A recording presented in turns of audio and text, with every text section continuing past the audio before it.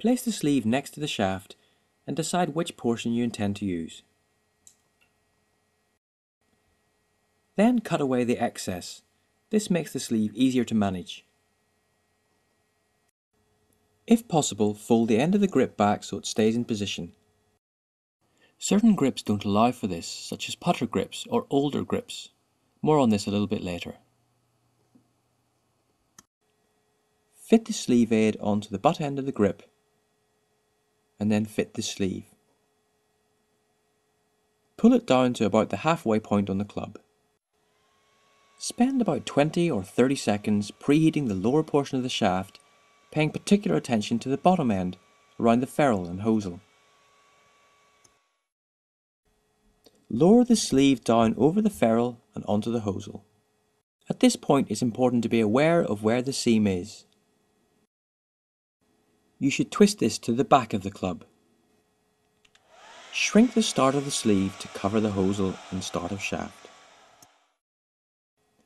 From this point on, it's extremely important to support the weight of the club by holding the sleeve. With practice, you can hold the sleeve and shaft together with such light pressure that the sleeve slides upward during application. Now continue the shrinking process by placing the lower edge of the nozzle against the shaft, allowing the top edge to angle away slightly. This focuses the heat into a small area at the top of the nozzle. Work upwards at a rate that ensures the sleeve pulls tight and smooth, eliminating all wrinkles. It's not usually necessary to move the nozzle from side to side, although sometimes this can help. Generally, the conduction of the heat around the shaft is sufficient to achieve smooth results. If you see a wrinkle that you're concerned about, it should help to heat the opposite side a little. Work slowly. It's generally not possible to go back to an area to achieve these results. In as little as 2 or 3 minutes, you will come to the end of the grip. Ensure the last part of the sleeve is smooth before stopping the heating process. Use a sharp knife to trim around the end of the ferrule. Lay the blade on its side and gently remove the excess. Repeat the process at the grip end, using light pressure and the same sharp knife. Cut away the excess. You'll notice that the material that's been shrunk is much tougher than that which hasn't. Simply drop the end of the grip back down to complete the process. This gives the best finish around the grip. The resulting look should be a smooth, even, blemish-free finish. If you're unable to roll the grip back, you can simply shrink the sleeve over the end of the grip.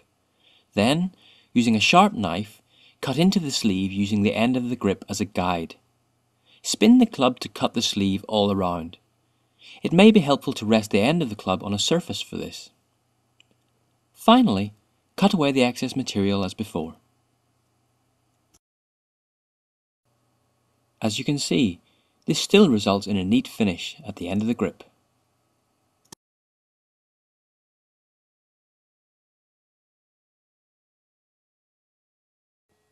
While it may at first appear as though the sleeves aren't long enough for drivers, it's important to know that they stretch by about 10% on application. Drivers and woods tend to have graphite shafts. Whilst the application method is identical to that of steel shafts, it's worth heating more of the shaft to ensure the sleeve stretches to fit. Here we're heating about half the shaft. Graphite also takes a little longer to heat, so spend around 30 to 40 seconds on this step. Lower the sleeve into position as before, with the seam pointing away from the club face. Since this club has such a short hosel and ferrule, there's very little overlap. If we take a look at the top end of the sleeve at this stage, it's clearly some way short of the grip. By the time we reach the top with the hairdryer, we can see the sleeve has stretched to fit this regular length driver shaft.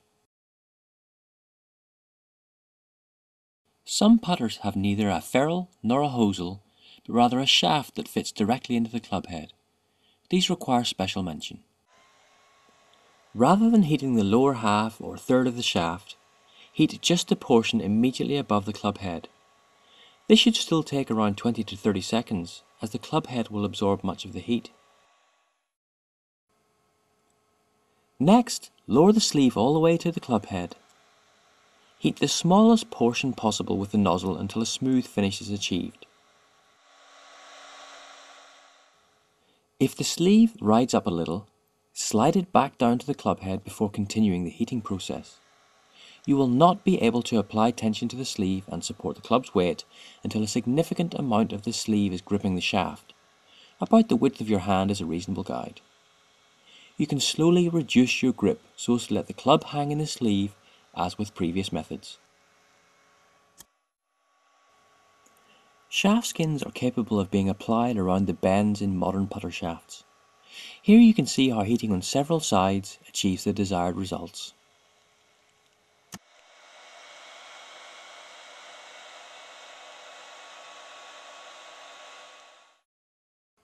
A closer look at the bottom of the shaft shows just how neat a finish can be achieved.